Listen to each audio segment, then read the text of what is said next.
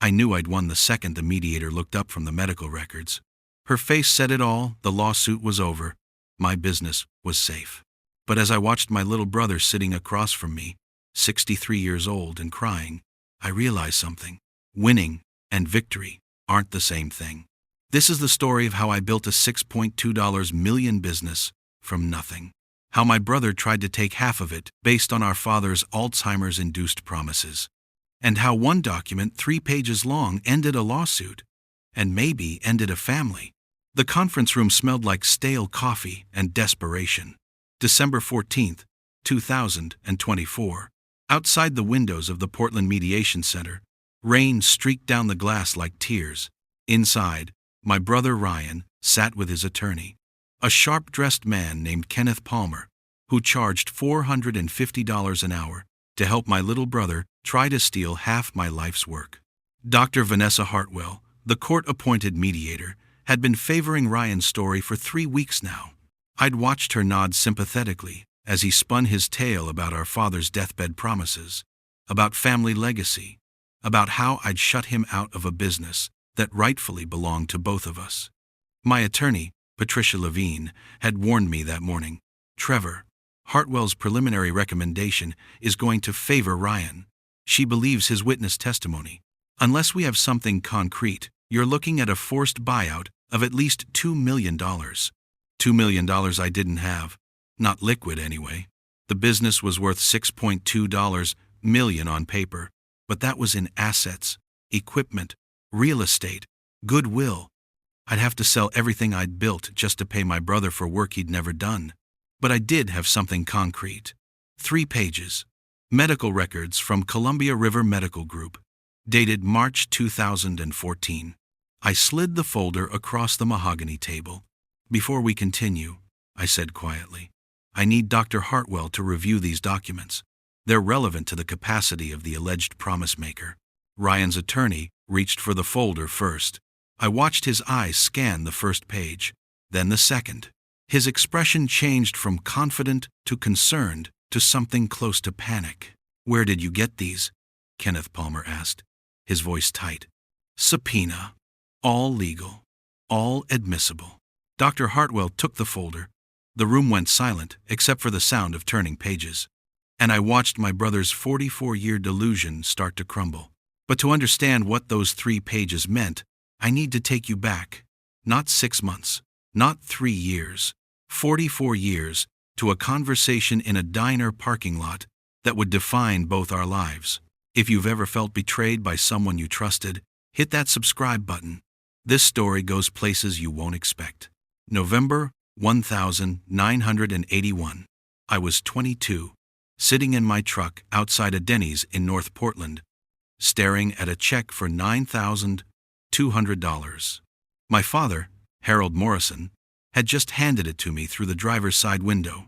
He worked quality control at the Freightliner plant in Swan Island, 41 years old, hands scarred from assembly line work. The kind of man who measured wealth in what he could provide his sons, not what he could keep for himself. Trevor, he'd said, his breath fogging in the November cold, you've got builder's hands. Make something that lasts. That check represented 7 years of savings, 7 years of double shifts and skipped vacations. My mother, Louise, worked as a dental assistant and took evening shifts at a nursing home to help pad the account. They'd saved that money for both their sons' educations. But there were 2 sons, and only enough money for one path. Ryan was 14 that year, already showing the kind of academic promise that made teachers send notes home about gifted programs and scholarship potential. He devoured books the way I devoured trade magazines. While I spent weekends helping Dad rebuild our back deck, Ryan spent them at the library, researching colleges. The math was simple and brutal. They could send one son to university, or they could help the other son start something. I'd finished my carpentry apprenticeship that summer, 3 years learning under Samuel Cross, a master woodworker in Southeast Portland who built custom furniture for the kind of people who summered in Cannon Beach and owned original artwork. Samuel had taught me that wood has memory, that grain patterns tell stories, that the difference between furniture and craft is respect. You're talented, Trevor, Samuel had told me on my last day. But talent without capital is just potential.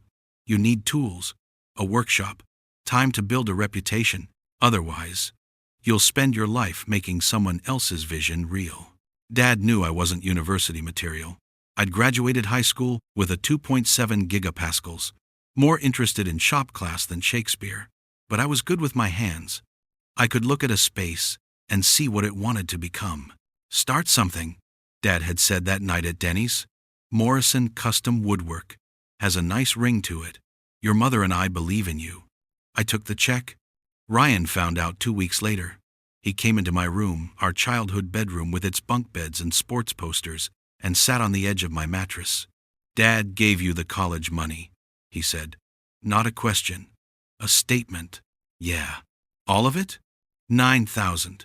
Enough to rent a workshop space, buy tools, survive for maybe 6 months, if I'm careful. Ryan nodded slowly. He was quiet for a moment, then said something I wouldn't remember as important until 43 years later. So I guess that makes me a shareholder, right? Family investment, family business. He'd smiled when he said it. That easy, 14-year-old smile that meant he was joking. I'd laughed and told him he could be the company mascot. But he'd said it. The seed was planted. I rented a 1,200 square foot space in an industrial area off SE 82nd Avenue. The roof leaked. The electrical was sketchy. The neighborhood was the kind where you didn't leave tools visible in your truck. Rent was $380 a month. I bought a table saw, a jointer, a planer, basic hand tools, spent 3 weeks building workbenches and installing proper lighting. Then I started knocking on doors. The first year, I made custom cutting boards and sold them at the Saturday market. 45 each. I sold 73 of them. That's 45 each. I sold 73 of them. That's 45 each. I sold 73 of them. That's $3,285 gross. Subtract materials, booth fees, and I cleared maybe $1,800 for 6 months of Saturdays.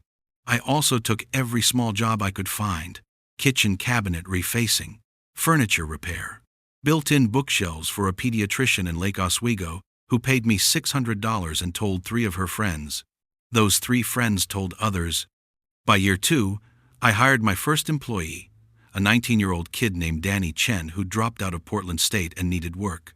I paid him $8 an hour and taught him everything Samuel had taught me. By year 5, 1986, Morrison Custom Woodwork employed 4 people and had annual revenue of $340,000. I'd moved to a bigger workshop in Milwaukee. I'd bought my first new truck. I'd married Jennifer, my high school sweetheart who'd waited tables to help cover our bills during the lean startup years. Ryan graduated high school that year. Full scholarship to University of Oregon. Economics major. Dad came to my 27th birthday party in August 1986 and pulled me aside.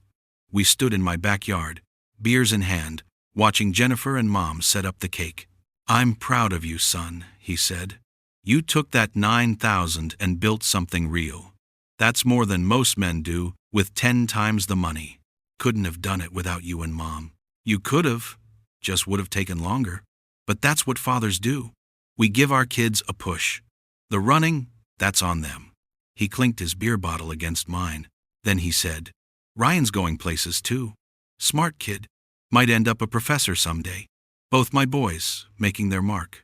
Different paths, same destination. Success." I nodded, but I noticed something.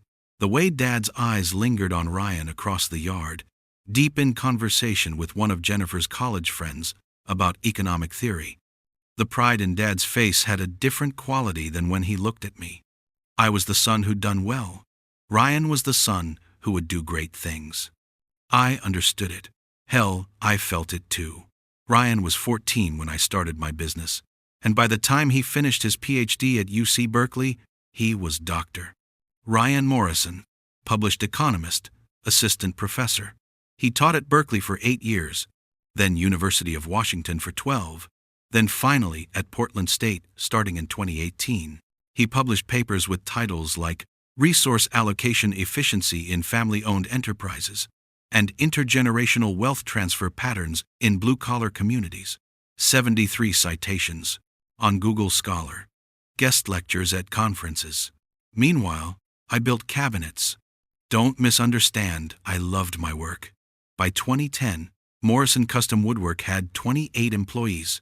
We'd expanded into full home renovations, custom furniture for high-end clients, architectural millwork for commercial projects. Annual revenue hit $4.8 million. But when Ryan published his third book in 2015, Dad kept a copy on his nightstand.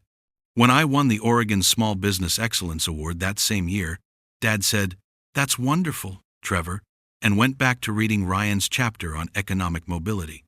I'm not complaining, I'm just telling you the truth. Ryan was the success story. I was the guy who worked with his hands and made good money doing it. Two different kinds of pride, two different kinds of sons. And buried in that difference was the seed of everything that would come. The years between 1986 and 2022 were a blur of sawdust and success. Jennifer and I had 2 kids, Melissa in 1989, Christopher in 1991. We bought a house in West Lynn with a view of the Willamette River. Nothing extravagant, but comfortable. The kind of house where my kids could have their own rooms and a backyard big enough for a swing set. Ryan married late. Met Kathleen, a fellow economics professor, at a conference in Chicago in 2004. They settled in Seattle during his UW years, then moved to Portland when he got the PSU position. No kids. Kathleen published more than Ryan did. They lived in a condo in the Pearl District and vacationed in academic circles. Family dinners became increasingly rare. Thanksgiving, Christmas, Dad's birthday. Ryan would fly in or drive down, stay for 36 hours, then return to his life. He'd talk about his latest research. I'd talk about the new commercial contract we'd landed. Dad would listen to both, but his questions for Ryan were always deeper, more engaged. So the regression analysis suggests, "What about market inefficiency?" Dad would ask, leaning forward. To me, "Business good, Trevor? That's great." I didn't resent it. Much. Ryan had earned that attention through years of study, but I'd earned something too. I'd taken Dad's $9,200 and turned it into an enterprise that employed 37 people by 2015. Families depended on Morrison Custom Woodwork. Kids went to college because their parents had stable jobs at my company. That should have counted for something. But here's what really mattered. What the lawsuit would eventually hinge on.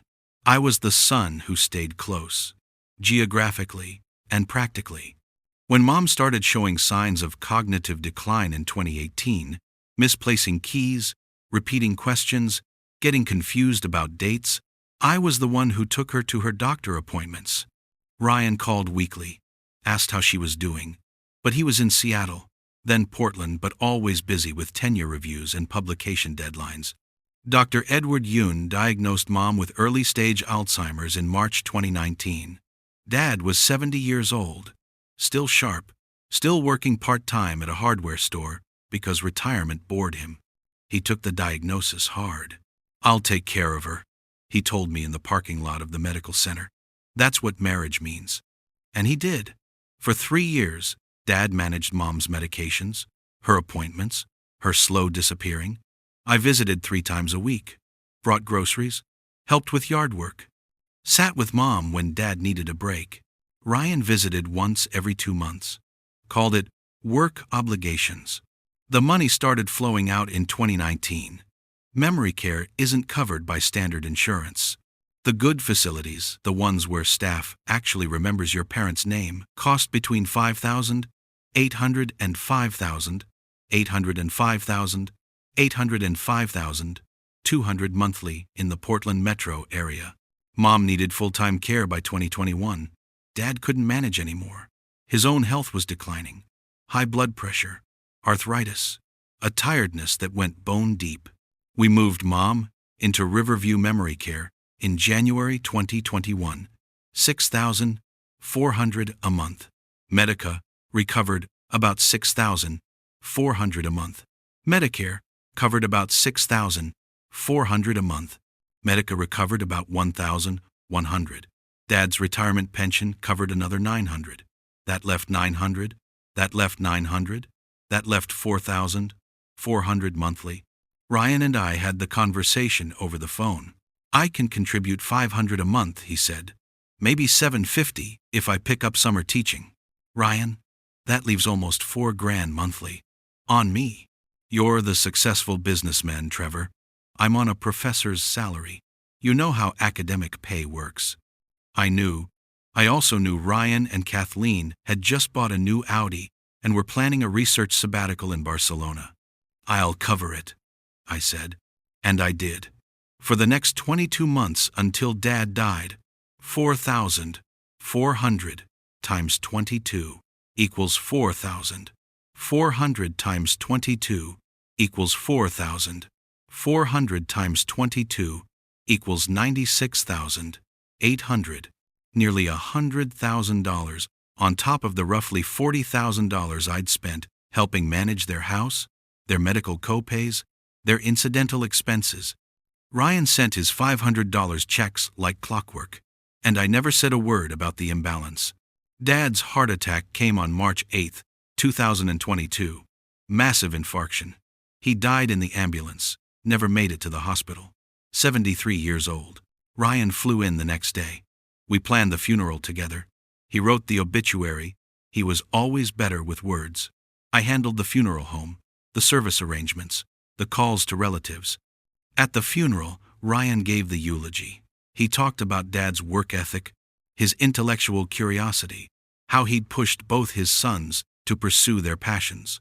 He quoted one of his own papers about intergenerational values. It was beautiful. People cried. I sat in the front pew, holding Jennifer's hand, and thought about the last conversation I'd had with Dad, 3 weeks before he died. We were at Riverview, sitting with Mom. She was having a bad day, didn't recognize either of us, kept asking for someone named Ruthie, who'd been her friend in elementary school. Dad and I stepped outside to the courtyard. Trevor, he said, his voice rough, I need to tell you something. About Ryan. What about him? He doesn't know. About my diagnosis. I never told him. I felt cold. What diagnosis? Dad looked confused for a moment, then clarity returned. The Alzheimer's. Dr. Chen diagnosed me in 2014, early stage. You were there, remember? At the appointment? I did remember. Vaguely. A doctor's visit Dad had asked me to attend because Mom was out of town visiting her sister. Dr. Samuel Chen, same last name as my old mentor. No relation, had run cognitive tests. Had used words like mild impairment and progression monitoring. But that was 8 years ago. And in the chaos of Mom's diagnosis, Dad's daily functioning, the business, I'd forgotten about it. You told Ryan, right? Dad asked. I meant to, but I can't remember if I did. The memory, it plays tricks. Did I tell him? I don't know, Dad. I thought you had. Dad nodded slowly. Promise me you'll tell him. After I'm gone, he should know. Things I said over the years, when the confusion was bad, he should know I wasn't always clear, wasn't always myself. What things? But Dad's attention had drifted. He was looking back through the window at Mom, who was now arranging magazines in perfect stacks, a compulsion her disease had created. Promise me, he said again. I'd nodded, but I didn't promise out loud. And 3 weeks later, Dad was gone. At the funeral reception, Ryan found me in the church basement, near the coffee station. We should talk, he said, about the business. Not today, Ryan. I know. But soon. Dad talked to me a lot over the years. About Morrison woodwork. About his intentions for both of us. Something cold settled in my stomach. What do you mean? Intentions. Family legacy. He always said it was for both his boys. I've been patient, Trevor. Let you run things. But we need to formalize the arrangement now. Ryan, there is no arrangement. I built that business. Dad gave me $9,000 41 years ago. That's where his involvement ended. Ryan's expression hardened. That's not how Dad saw it. We'll talk later. This isn't the time. He walked away. I stood there holding a paper plate with sheet cake I couldn't eat, and I knew with absolute certainty that my brother was going to try to take half of everything I'd built. I just didn't know yet that the weapon he'd use would be our father's broken mind. I know some of you have been the responsible sibling who carried the weight while others watched. Drop a comment if this hits home. You're not alone. Ryan called me 6 weeks after we buried Dad. It was 11:47 p.m. on a Tuesday in late April. Jennifer was already asleep. I was in my home office going over project bids for a medical center renovation in Beaverton. My phone lit up with Ryan's name. "Little late for a social call," I said, answering. "I need to talk to you about the business, Trevor. I've been giving it a lot of thought." I leaned back in my chair. "What about it?" "Dad's promise. The partnership he intended. I think it's time we make it official." "Ryan, what are you talking about? What promise?" His voice was calm, professional. The tone he probably used with undergraduate students who challenged his theories. "Dad told me multiple times over the years that Morrison Custom Woodwork was for both of us. A family enterprise. He wanted to ensure both his sons were taken care of, especially knowing the disparity in our incomes." Dad said a lot of things, Ryan. Usually sentimental stuff after a couple of beers at Christmas. That's not a legal promise. He was specific, Trevor. Christmas 2017, he pulled me aside in your kitchen and said, "Ryan, don't worry. The business will be there for you. Trevor knows it's for both my boys." Thanksgiving 2019, same thing. His 70th birthday in 2020, he told me. "I made sure when I gave Trevor that money that he understood it's family money. Family business. You're both owners." I tried to remember those occasions. Christmas 2017, Dad had been confused that night, kept telling the same story about his Navy service 3 times. Thanksgiving 2019.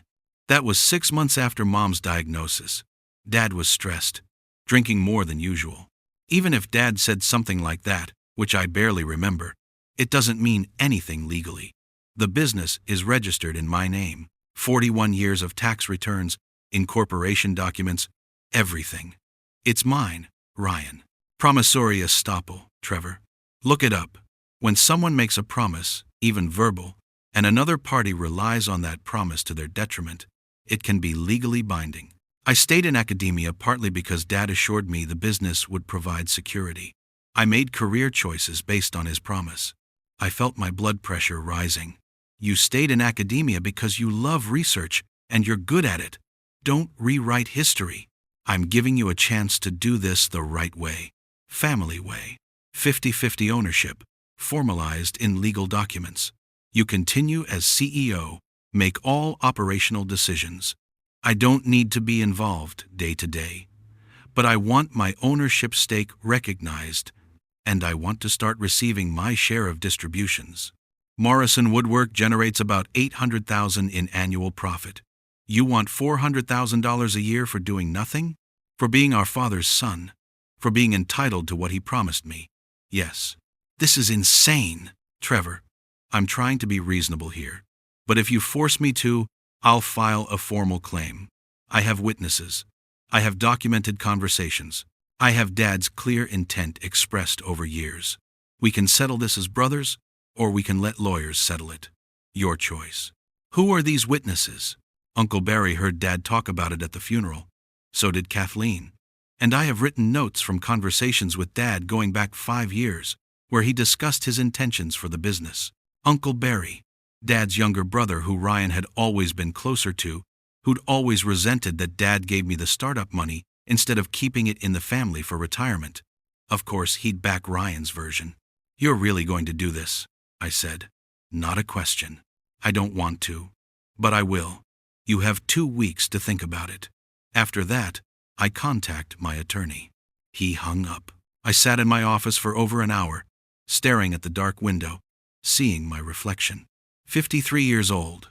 Gray creeping into my hair at the temples. The successful businessman who was about to be sued by his own brother. Jennifer found me there at 1:15 a.m. "Can't sleep?" she asked. "Ryan's going to sue me. For half the business," says Dad promised it to him. She sat down on the edge of my desk. We'd been married 33 years. She knew me well enough to ask the right question. "Did your father promise him that?" I don't know. Maybe Dad said something. He said a lot of things toward the end, especially after your mom got sick. But a promise? A legally binding intention to give Ryan half? No, that's not what happened. Then fight it. It'll cost a fortune. And even if I win, I lose Ryan. You might lose him anyway if you give in. Resentment works both ways. I called Patricia Levine the next morning. Patricia had handled Morrison Woodwork's legal work for 12 years. Business contracts, liability issues, employment law. She was sharp, efficient, and expensive. "How serious is this?" she asked after I explained. "He's claiming verbal promises from Dad spanning multiple years. Says he has witnesses. Oregon recognizes promissory estoppel claims, but the burden of proof is high. He needs to show a clear and definite promise that you or your father intended it to be binding, and that he relied on it to his detriment. The reliance is going to be his weak point. How did he change his life based on this alleged promise? He didn't. He became a professor because that's what he wanted. Then we have a defense. But Trevor, you should know these family business disputes get ugly, expensive, and even when you win, you lose. How much are we talking? If it goes to full litigation, 60 to 100,000, maybe more if he has good counsel." 2 weeks later, I received the legal notice, hand-delivered to my home address by a process server at 7:30 a.m. on a Saturday. Statement of claim. Ryan Morrison v. Trevor Morrison and Morrison Custom Woodwork, LLC. Plaintiff seeks declaratory judgment establishing 50% ownership stake in Morrison Custom Woodwork, LLC, based on oral partnership agreement and promissory estoppel. Plaintiff seeks $600,000 in back compensation for 10 years of theoretical ownership distributions. Plaintiff seeks equitable remedy, requiring defendant to execute stock transfer documents. The claim was 89 pages long. I read it twice. Then I called Patricia. "He actually did it," I said. "I know." His attorney sent me a courtesy copy. Kenneth Palmer, out of Seattle. "Good lawyer. Expensive. Your brother is serious. What's our next move? Mediation. Oregon requires good faith mediation for commercial disputes under $5 million before trial. I'll file our response denying all claims, and we'll schedule mediation sessions. Start gathering documentation, business records, incorporation papers, anything showing your sole ownership. And Trevor, any written communication from your father about the business, letters, emails, anything." That's when I started the excavation of my past. Boxes in the garage, filing cabinets at the office, 41 years of paperwork. And that's when I found the first piece of evidence that would eventually save me. Dr. Vanessa Hartwell had a corner office in the Lloyd District, with a view of the Fremont Bridge. 73 five-star reviews on the Oregon State Bar website. Former Multnomah County Circuit Court judge. 28 years of family business mediation experience. She was our court-appointed mediator, chosen from a list of approved neutrals. The first session was scheduled for September 12, 2024, nearly 5 months after Ryan filed his lawsuit. I arrived with Patricia at 9:45 a.m. for the 10 a.m. session. Ryan was already there with Kenneth Palmer, his attorney. Ryan wore a sport coat and tie, professional, serious. This wasn't my little brother. This was Dr. Ryan Morrison, economist, here to claim his inheritance. Dr. Hartwell's assistant showed us to a conference room, mahogany table, leather chairs, windows overlooking the city. The room probably cost $400 an hour. Dr. Hartwell entered at exactly 10. 61 years old, gray hair cut in a severe bob, wire-frame glasses. She carried a leather portfolio and moved with the confidence of someone who'd mediated hundreds of these disputes. "Gentlemen, Miss Levine, Mr. Palmer, thank you for being prompt. Let's begin by establishing ground rules. This is a confidential mediation. Nothing said here can be used in court if we don't reach settlement. My role is to facilitate dialogue and help you find common ground. I can't force a settlement, but I can help you understand each other's positions and find creative solutions." She looked at both of us. "I've reviewed the pleadings. This is a dispute between brothers over ownership of a business started with family funds. These cases are always difficult because they involve both legal and emotional issues. I encourage you to remember that your family first. Patricia shifted beside me. I could feel her tension. That opening statement already favored Ryan's framing family funds instead of loan to Trevor. Mr. Palmer, would you like to present Mr. Ryan Morrison's position? Kenneth Palmer opened his portfolio. He was mid-40s, expensive suit, the kind of lawyer who probably drove a Tesla and had a ski cabin in Bend. Thank you, Dr. Hartwell. My client's position is straightforward. In 1981, Harold Morrison provided $9,200 to his son Trevor to start a woodworking business. This was family capital, intended to benefit both sons. Over the following decades, Harold repeatedly and consistently promised Ryan that the business was a family asset, that both sons had ownership stakes, and that Ryan would be taken care of through his interest in the enterprise. Palmer pulled out a document.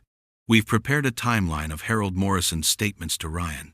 Christmas, 2017. Thanksgiving, 2019. Harold's 70th birthday in March 2020. Father's Day, 2021. And Christmas, 2021. At each of these occasions, Harold made specific promises about Ryan's ownership. Dr. Hartwell took the timeline. These are verbal statements? Correct. But consistent, repeated, and witnessed. We have affidavits from Barry Morrison, Harold's brother, and from Kathleen Morrison, Ryan's wife, confirming they heard similar statements. Mr. Morrison, Dr. Hartwell looked at Ryan. Can you tell me in your own words why you believe you have an ownership stake? Ryan leaned forward. His voice was steady, earnest, the same voice that convinced undergraduate students that economics could explain human behavior. Dr. Hartwell, my father was a fair man. He saw that he had two sons on different paths. Trevor got the startup capital. I got the expectation that I'd earn a professional degree and make my own way. But Dad always told me, privately, that the business was our family's security, both his boys. He didn't want me to worry about the income disparity between a professor's salary and a business owner's profits. He assured me, many times, that I had a stake, that when the time came, my ownership would be formalized. Did you rely on these promises? Dr. Hartwell asked. Did you make life choices based on your understanding that you owned part of the business? Absolutely. I stayed in academia when I could have pursued more lucrative consulting work. I accepted positions based on intellectual interest rather than compensation because I believed I had financial security through my ownership stake in Morrison Woodwork. I couldn't stay quiet. Ryan, you stayed in academia because you love teaching and research. You've said that 100 times.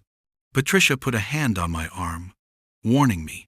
Dr. Hartwell turned to me. Mr. Morrison, you'll have a chance to respond. Please, let your brother finish. I did love teaching, Ryan continued, but I also made financial decisions based on Dad's promises. I didn't save as aggressively for retirement. I didn't pursue outside income opportunities because I believed, based on Dad's explicit statements, that I had an ownership interest worth millions. Kenneth Palmer added, Dr. Hartwell, this is classic promissory estoppel, clear promises, detrimental reliance, and a family relationship where formal written agreements weren't expected or required. Miss Levine, Dr. Hartwell looked at Patricia. Your client's position? Patricia opened her briefcase. Dr. Hartwell, our position is that this claim is legally and factually baseless. Trevor Morrison built this business over 41 years. He is the sole owner, as documented by incorporation papers, tax returns, business registrations, and bank accounts. Harold Morrison provided a one-time gift in 1981. That gift did not create an ownership stake for Ryan or for Harold himself. She placed documents on the table. Here's the original incorporation paperwork from 1990 when Trevor changed from sole proprietorship to LLC. Single member, Trevor Morrison. Here are tax returns from 1982 to 2024. Every single one lists Trevor as sole proprietor or sole member. Here are business loan applications from 1985, 1994, and 2003, all showing Trevor as sole owner and sole guarantor.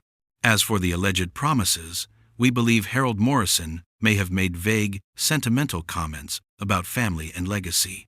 But these were not legal promises to convey ownership. They were a father's natural desire to see both sons succeed. More importantly, Harold Morrison had no ownership stake to convey.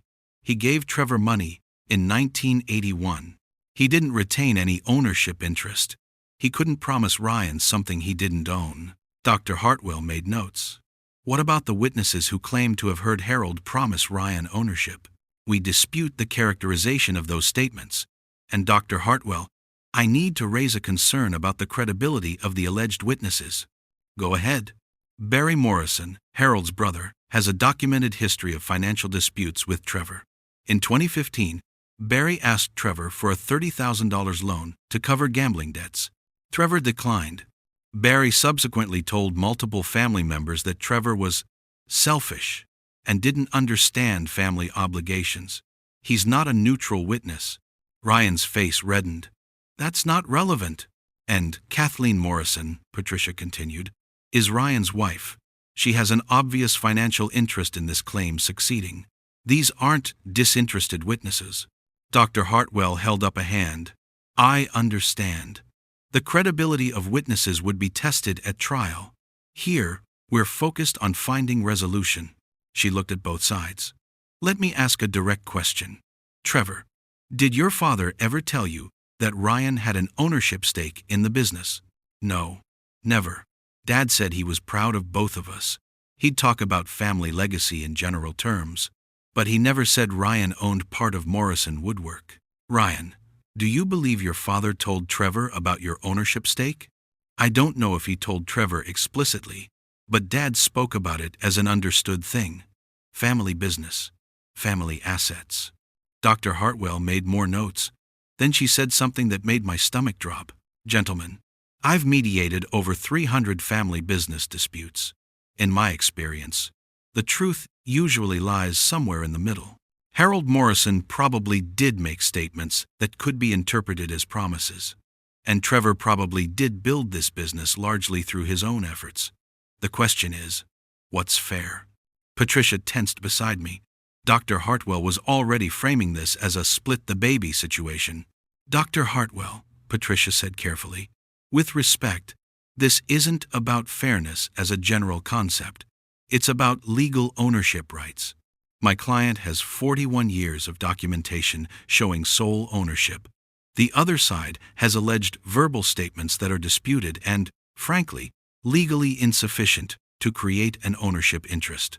I understand your position, Miss Levine, but this is mediation, not trial. We're looking for solutions that preserve the family relationship while addressing legitimate concerns. She turned to Ryan. If you could design an ideal resolution, what would it look like? 50-50 ownership, formalized in operating agreements. Trevor continues as CEO with full operational control. I receive 50% of all profit distributions. We maintain the business together, as Dad intended. And you, Trevor? Ryan gets nothing. Because he's owed nothing. I'll write him a check for $9,200, the inflation-adjusted value of Dad's gift, and we call it even. Dr. Hartwell frowned. That seems punitive. It's reality, I said. I built this business. Every client relationship, every employee hired, every crisis weathered. Ryan contributed nothing. Now he wants to show up after Dad's death and claim half of everything? That's not fairness. That's opportunism. The first session ended at 1:15 p.m. with no progress. Dr. Hartwell scheduled 3 more sessions over the next 6 weeks. Outside, in the parking garage, Patricia turned to me. She's already decided, she said quietly. What do you mean? Hartwell, she believes Ryan's story, or at least she believes there should be some compensation. Her questions, her framing, her body language. She's going to recommend a substantial settlement in Ryan's favor. Can she do that? She can recommend anything, and judges often give significant weight to mediator recommendations. If we reject her recommendation and go to trial, it could hurt us. So what do? We find evidence. hard evidence. Something that definitively shows Harold Morrison did not intend Ryan to have ownership. Letters, emails, anything contemporaneous that shows Harold viewed the business as Trevor's alone. That night, I went back to the boxes in my garage, searching through decades of paper. And that's when I found it. The letter Dad had written me in 2009, 15 years after he gave me the startup money. The letter that would become evidence. But I'd also need something more. Something that would explain why Dad's later promises to Ryan weren't legally binding. I'd need the medical records, and to get those, I'd need to remember something I'd tried very hard to forget. This is where it gets complicated. Morally, legally, emotionally. Stick with me. The next part changed everything. The letter was dated August 2009, handwritten on a piece of notebook paper found in a box labeled Personal 2009 to 2012 in my garage. Trevor, just a note to say, I'm proud. Stopped by the new workshop in Clackamas yesterday. You've built something remarkable. 22 employees. That medical center contract, custom work for the governor's mansion. That's all you, son. Your vision, your sweat, your success. I think about that $9,000 I gave you in '81. Best investment I ever made, not because it made money, but because you made something of it. You took a gift and built a legacy. Keep going. You've got something special. Love, Dad. I read it 5 times the night I found it. That's all you, son. Your vision, your sweat, your success. Not our family business. Not both my boys' legacy. Your success. I brought it to Patricia the next morning. She read it carefully, then nodded. This is good, Trevor. It shows Harold viewed the business as yours individually, not as a family asset. This was written long before the alleged promises to Ryan. Ryan's going to say Dad's thinking changed later. Probably, but it establishes a baseline. In 2009, Harold clearly believed the business belonged solely to you. The burden shifts to Ryan to explain why Harold's intent changed. What else do we need? Patricia was quiet for a moment. The timing of Ryan's claimed promises bothers me. 2017, 2019, 2020, 2021. Why that specific period? What was different about those years versus the previous 35? I thought about it. Mom's diagnosis was 2019. Dad was stressed, drinking more. Mom moving into memory care was 2021. Dad was struggling. Struggling how? And that's when I remembered. The doctor's appointment in 2014. The one I'd buried because it was easier to focus on Mom's decline than acknowledge that Dad was declining too. Dad had Alzheimer's, I said slowly. Early stage. Diagnosed in 2014. Patricia's eyes widened. You're sure? Dr. Samuel Chen, Columbia River Medical Group. I was at the appointment. Dad asked me to come because Mom was out of town. The doctor ran cognitive tests, used words like mild cognitive impairment and early-stage dementia. Did Ryan know? I tried to remember. Dad said something right before he died. He asked if I'd told Ryan about the diagnosis. I assumed he meant Mom's diagnosis. But he said Ryan doesn't know. Promise me you'll tell him. Trevor, if Harold Morrison was diagnosed with Alzheimer's in 2014, and all of Ryan's claimed promises occurred after that date, those promises may not be legally binding. A person with cognitive impairment lacks the capacity to enter into contracts or make binding commitments. Can we get the medical records? We'll need to subpoena them. I'll file a motion immediately. The subpoena was filed October 3, 2024. Kenneth Palmer objected, calling it a fishing expedition and irrelevant to ownership questions. But Judge Marianne Keating granted our motion. Medical records relevant to the capacity of the alleged promisor are discoverable. The records arrived November 8th. 47 pages covering Harold Morrison's treatment from 2012 to his death in 2022.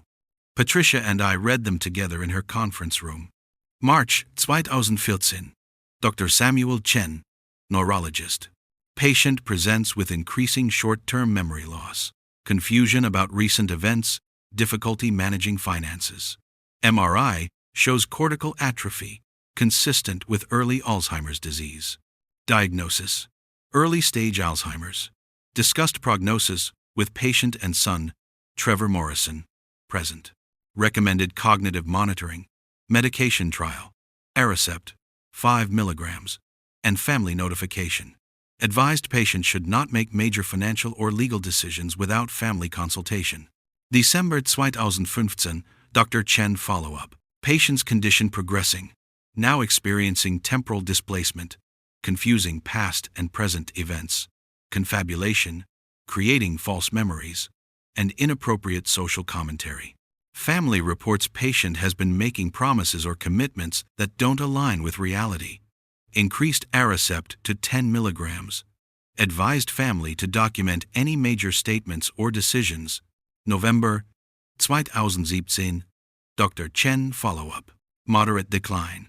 Patient experiencing significant short-term memory loss.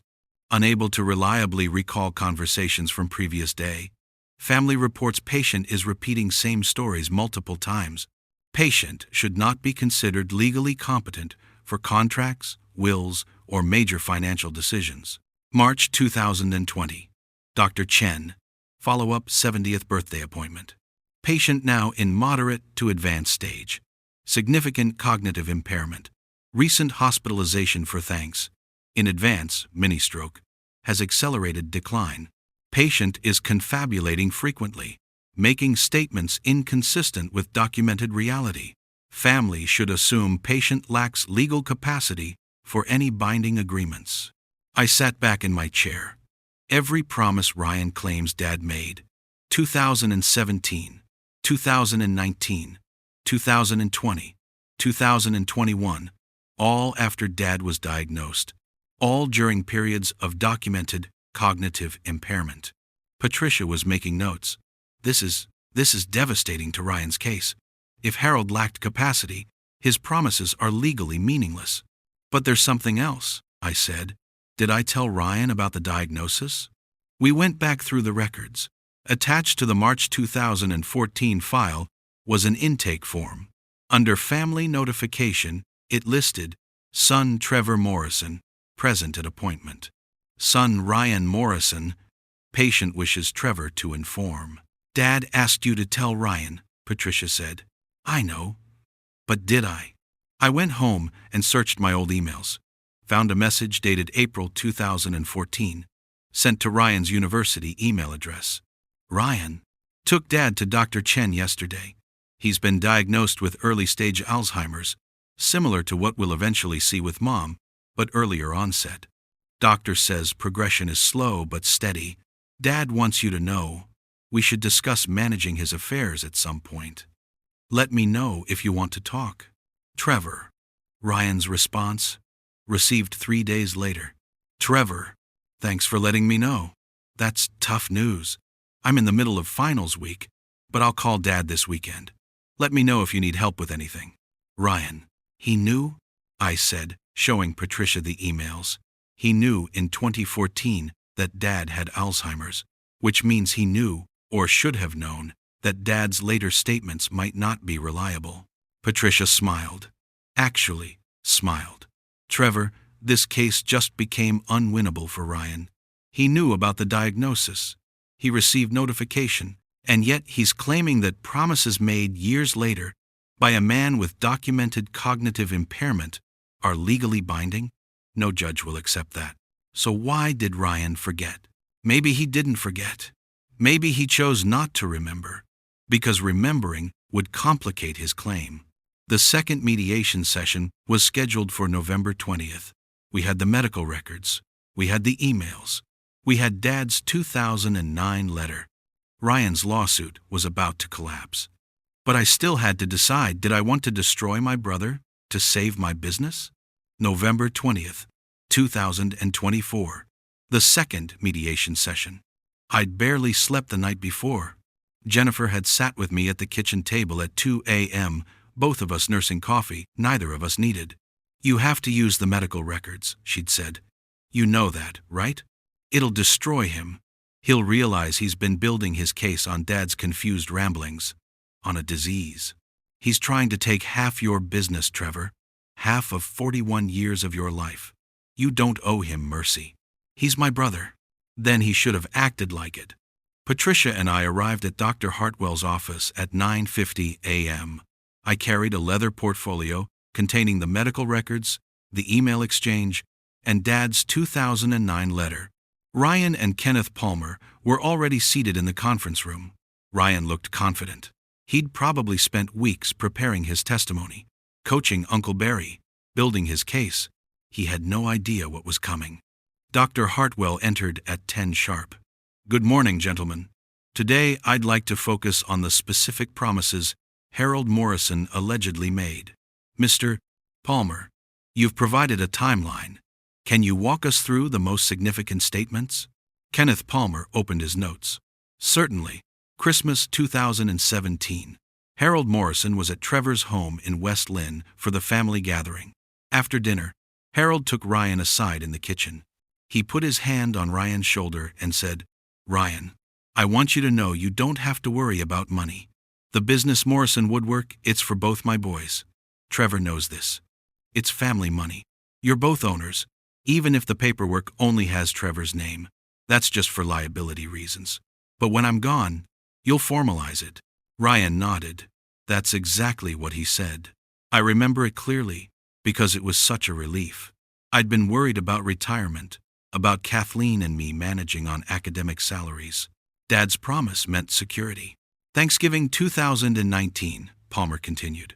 Similar conversation.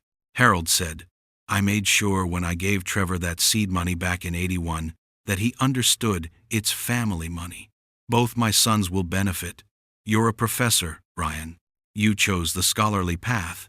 But your brother's success is your success too." Dr. Hartwell made notes. "And you have witnesses to these statements?"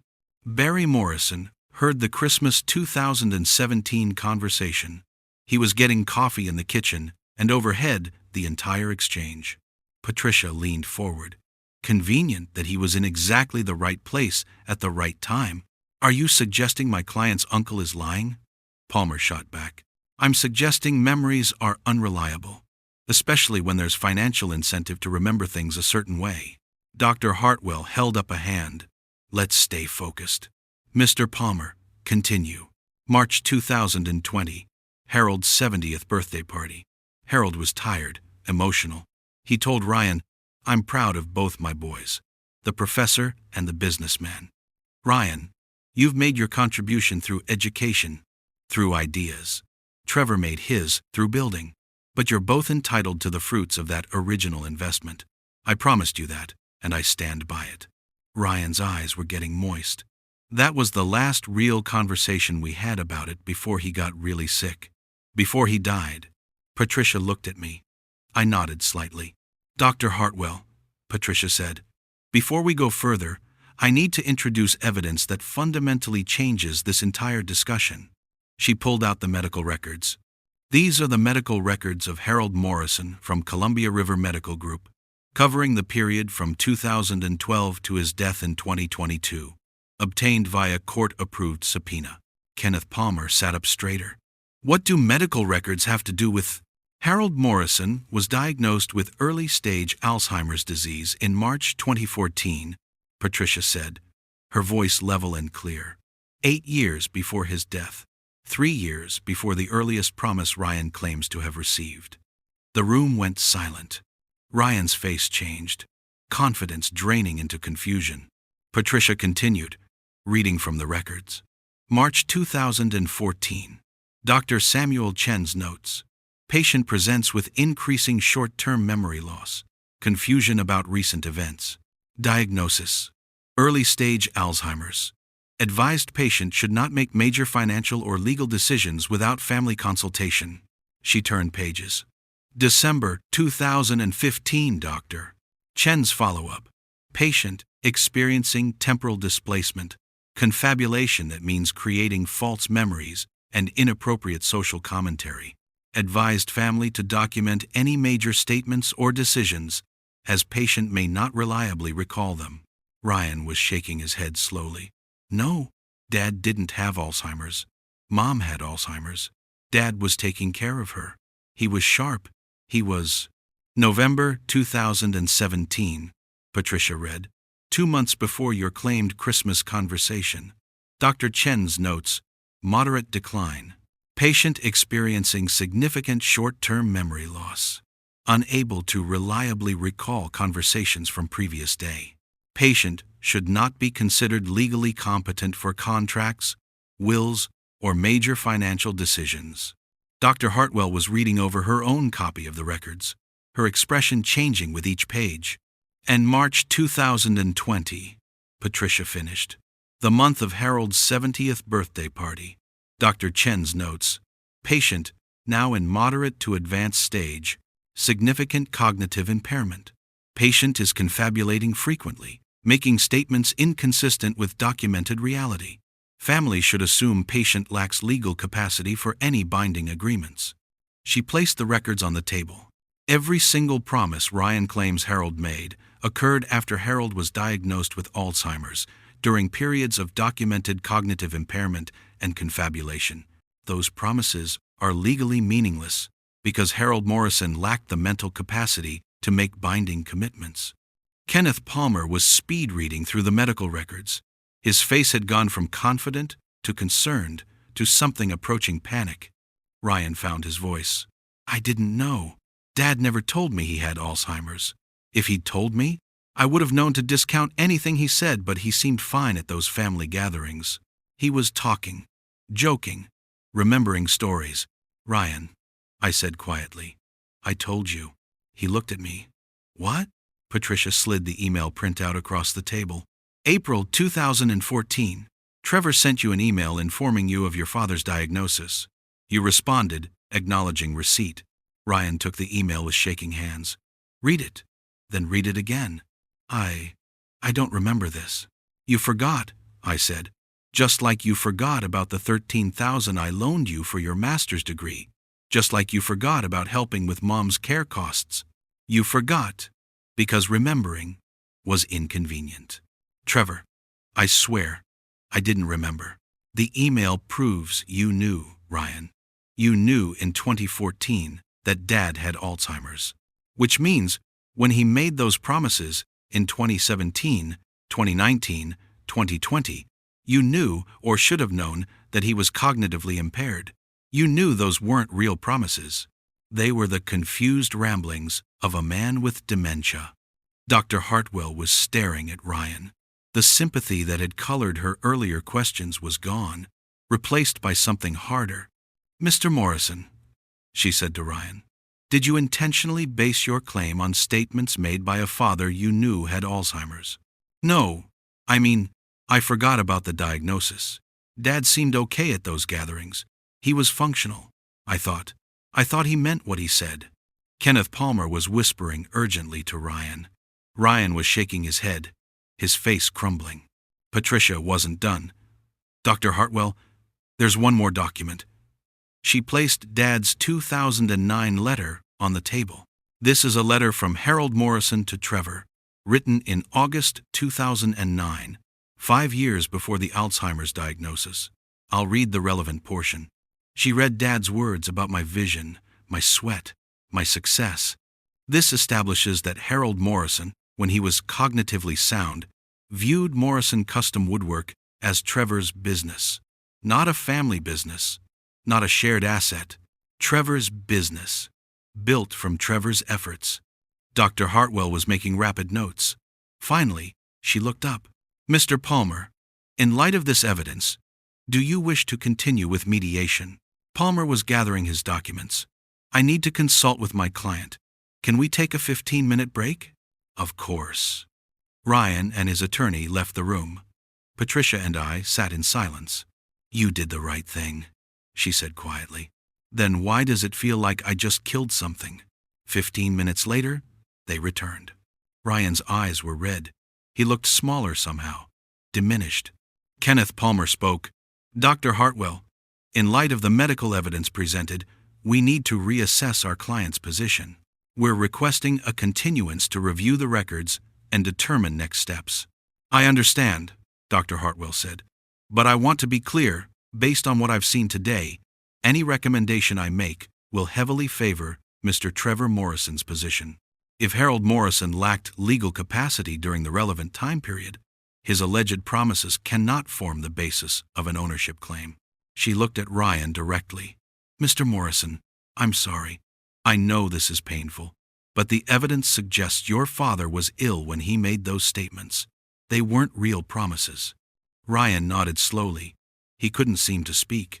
Dr. Hartwell turned to Palmer. I'll give you 2 weeks to review the evidence and decide whether to proceed, but I strongly encourage you to consider withdrawal of the claim. The session ended. In the hallway, Ryan stopped me. His attorney had walked ahead to make a phone call. Trevor, Ryan's voice was barely a whisper. I really didn't remember about the diagnosis. I swear to you, I didn't build this case knowing Dad was sick. I heard what I wanted to hear. I needed those promises to be real because what? Because I needed to matter. To the family business, to Dad's legacy. You were always the successful one. The builder. The one Dad was proud of in that real way, you know? I wrote papers. You created something tangible. And when Dad started saying those things about the business being for both of us, I latched onto it. I convinced myself it was true because I wanted it to be true.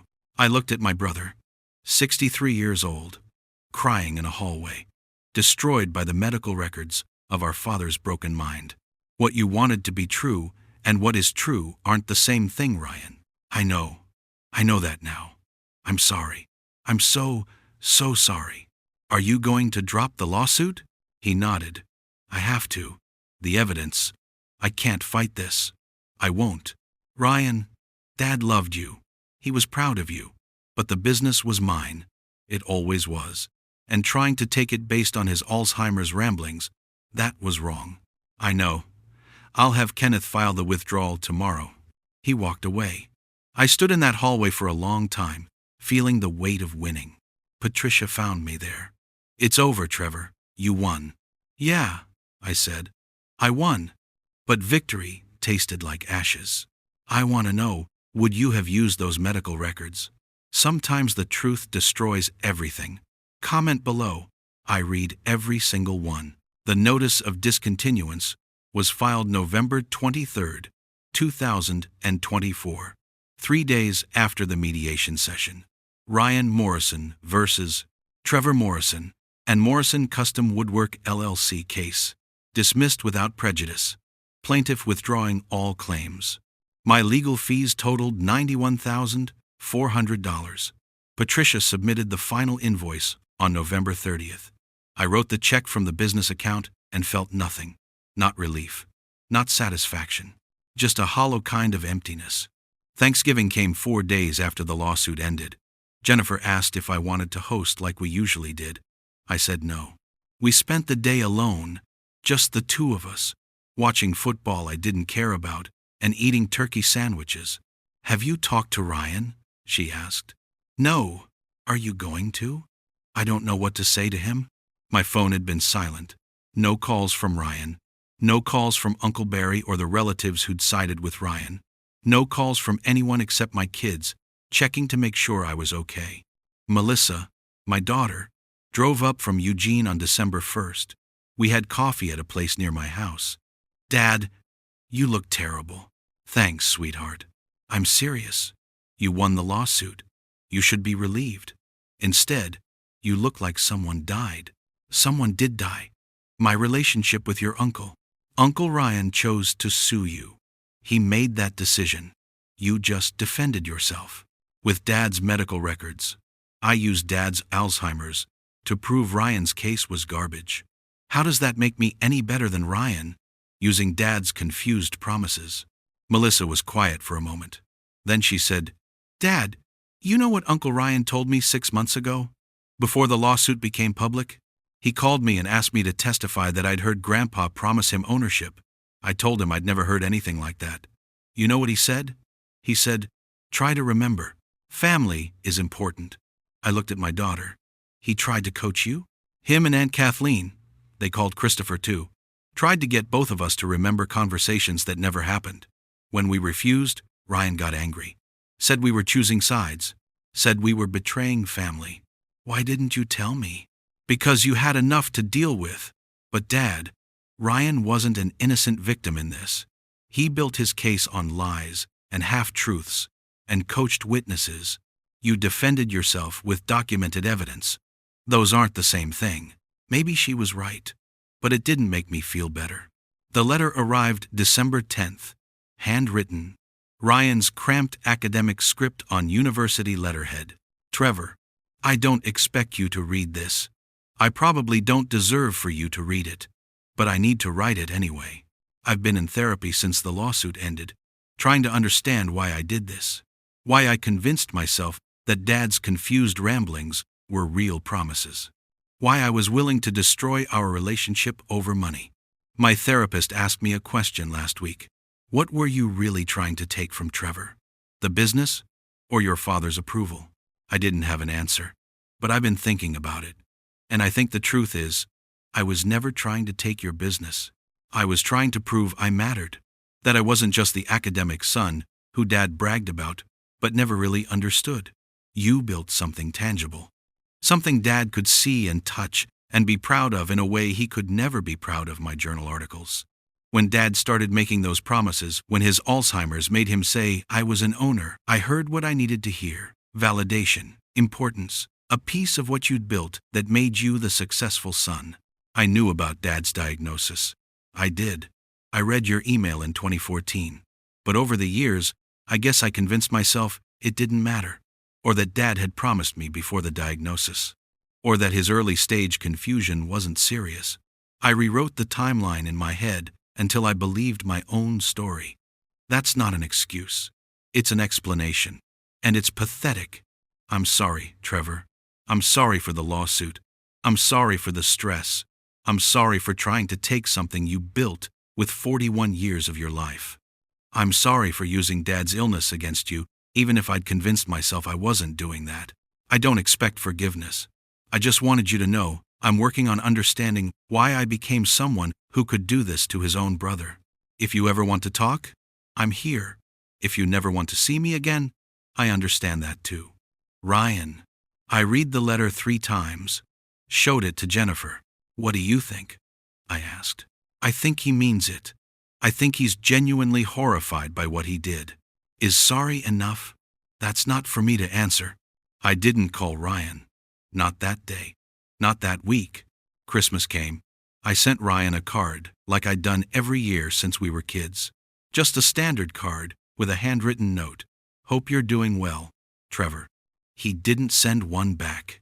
The new year arrived. 2025. Morrison Custom Woodwork started its 44th year.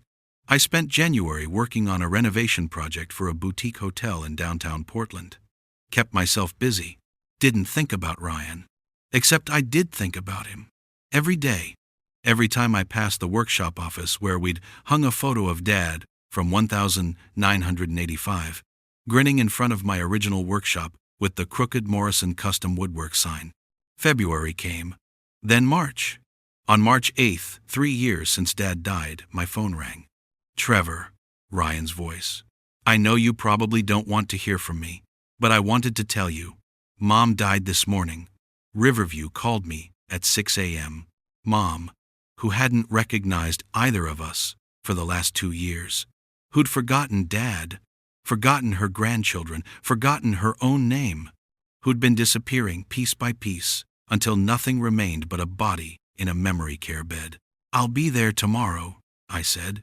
What do you need me to do? We planned the funeral together, over the phone at first, then in person at the funeral home. We divided tasks. I handled the service arrangements and contacted relatives. He handled the obituary and organized the reception. We were efficient, professional, like business partners who'd never liked each other much but could work together when necessary. We didn't talk about the lawsuit. The funeral was March 12th. Small service. Mom had outlived most of her friends. Jennifer and I sat in the front row. Ryan and Kathleen sat on the other end of the same pew. During the eulogy, Ryan started crying. Not quiet tears, actual sobbing. I looked at my little brother, 63 years old. broken by grief, and I remembered him at 14, asking if the startup money made him a shareholder. I put my hand on his shoulder, the way Dad used to do when we were kids. After the service, we stood together by Mom's casket. "I'm sorry," Ryan said. "Not just for the lawsuit, for not being here more, for not helping with Mom's care, for being the son who left and expected you to handle everything. I know. Can we have coffee sometime?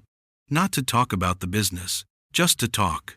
I thought about Dad's medical records, about the moment in mediation when Ryan's face had collapsed, about the year of stress and $91,400 in legal fees. I thought about the letter he'd written, the therapy he was attending, the genuine horror in his voice when he'd realized what he'd done. "Yeah," I said, "we can have coffee." We met at a coffee shop in Southeast Portland 3 weeks after we buried Mom, a place called Cueva on Southeast Grand, neutral territory. Neither of us had been there before. Ryan was already seated when I arrived. He looked thinner, older. The lawsuit had aged him, or maybe the grief had, maybe both. "Thanks for coming," he said as I sat down. "Yeah." We ordered coffee, black for both of us, Dad's way. For a few minutes, we sat in silence. Then Ryan spoke. "I've been thinking about Dad's letter, the one from 2009. Your vision, your sweat, your success. You probably don't know this, but Dad kept a box of letters and papers in his desk. After he died, I went through it. There were letters to me, too. Proud of your scholarship, proud of your teaching. But they were different from yours." "Different how?" "Your letters talked about what you'd built. Mine talked about what I'd studied. He was proud of both of us, but in different ways. You created something. I analyzed things other people created. Your work matters, Ryan. Education matters. Research matters. Does it? I've published 67 papers. Know how many times my work has been cited in policy decisions or business applications? 3 times. 3. In 28 years.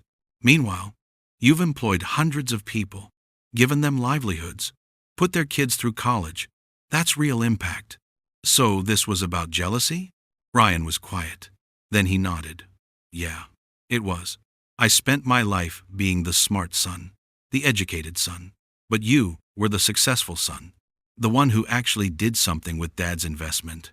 And when Dad's Alzheimer's made him say things about the business being for both of us, I grabbed onto it. I needed to believe I'd contributed somehow, that I deserved a piece of your success. You could have just asked for help, Ryan. If you were struggling financially, if you needed support, I would have helped. I always have. I didn't want help. I wanted to have earned it.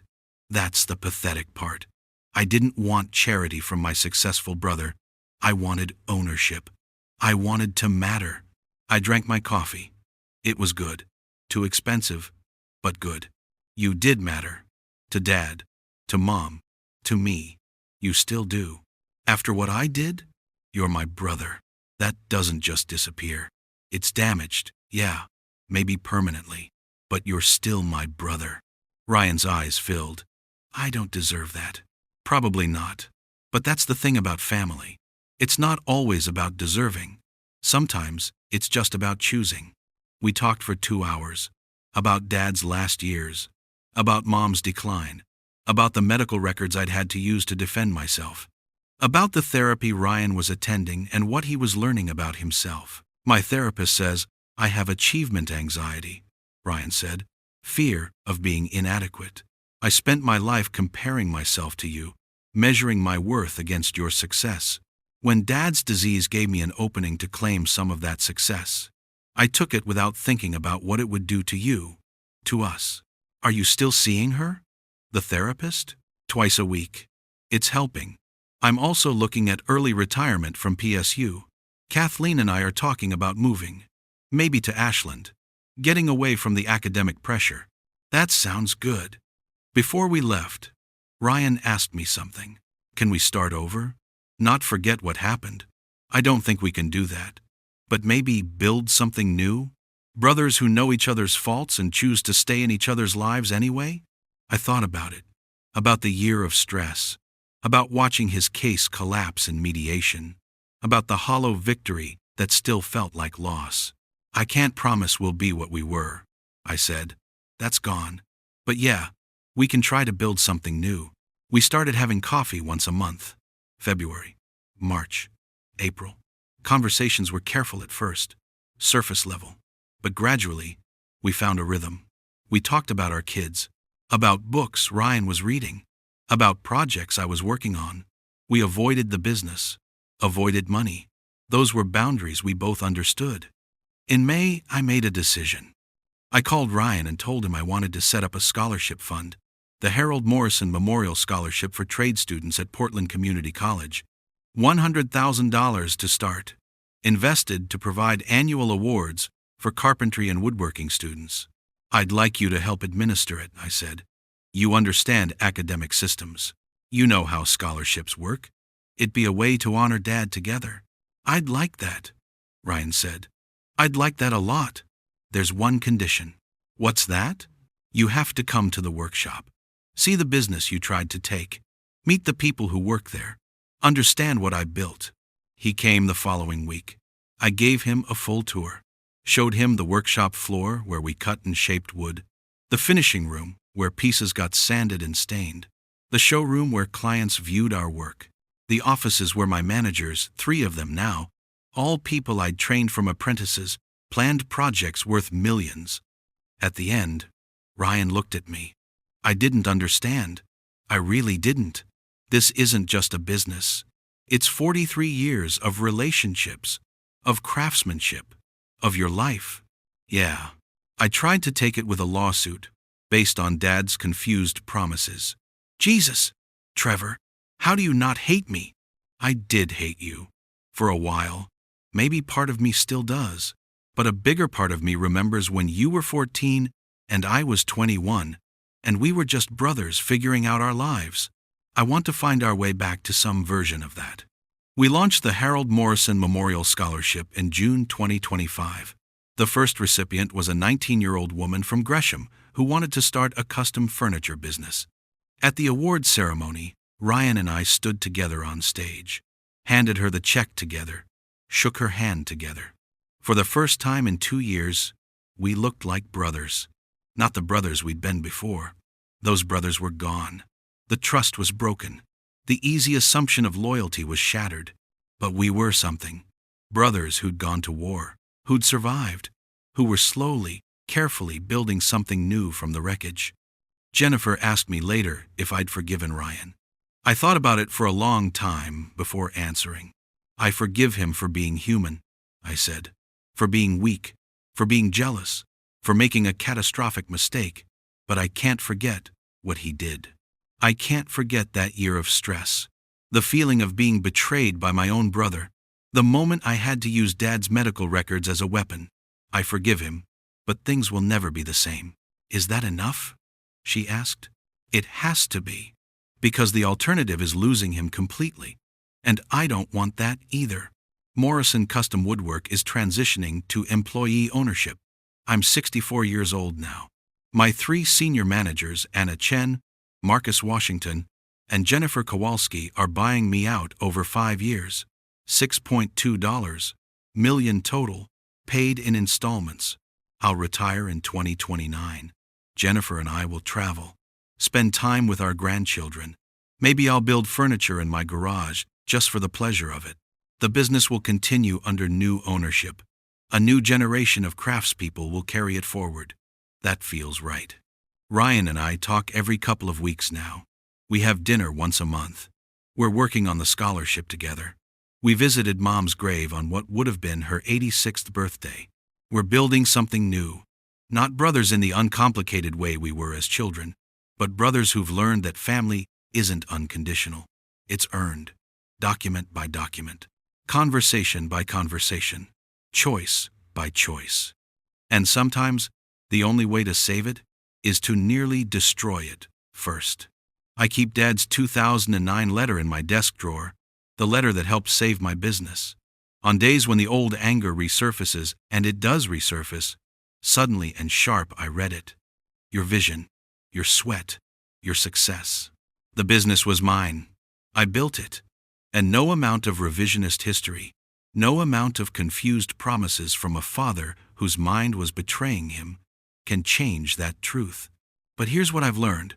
Being right and being whole aren't the same thing. I was right. Legally, factually, morally. But using Dad's medical records to prove I was right cost me something too. It cost me the easy relationship with my brother. It cost me the innocence of family. It cost me the belief that blood is automatically stronger than conflict. I won the lawsuit. I kept my business. But I lost something too. Maybe that's what makes it real. Maybe that's what makes it true. I'm Trevor Morrison, 64 years old, builder, business owner, brother. I took 9,200 inches, 1,981, and built a 9,200 inches, 1,981, and built a 9,200 inches, 1,981, and built a 6.2 million enterprise. I survived my brother's attempt to take half based on our father's Alzheimer's-induced promises, and I learned that sometimes the hardest victories are the ones you wish you'd never had to fight. But I'm still here, still building, still choosing to fight for relationships even when they're broken. Because in the end, that's all we can do. Choose what we can live with. Choose what we're willing to lose. Choose what's worth saving. And I chose to save my brother, even after he tried to destroy me. Maybe that makes me a fool. Maybe that makes me weak. Or maybe it just makes me human. If this story resonated with you, if you've lived through family betrayal or difficult choices, subscribe to Silk Quiet Vengeance. Your comments and shares mean everything. And remember, healing doesn't mean forgetting. It means choosing what you can live with. Thank you for watching. See you in the next story.